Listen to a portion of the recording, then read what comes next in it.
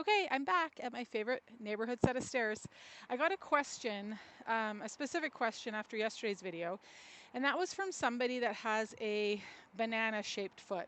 So a very long foot, long toes, and the outside edge, like from the center of their heel to the middle toe in the front, that outside edge is curved and very long.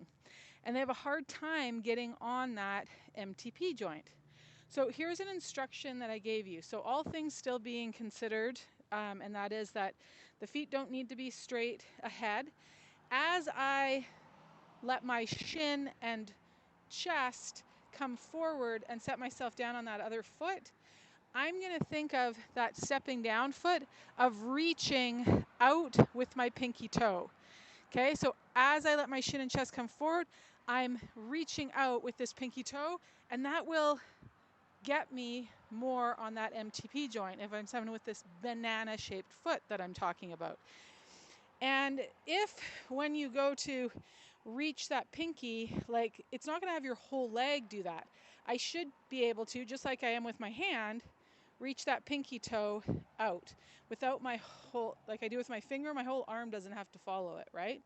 So notice if when you go to reach that pinky toe in the air, if your whole leg is doing something.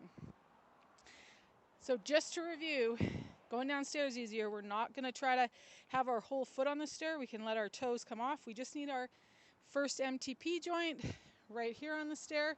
If we've got that banana-shaped foot, I'm especially going to let the heels come in, and as I let my shin and chest come forward, I'm going to reach out like I am with my finger with that pinky toe.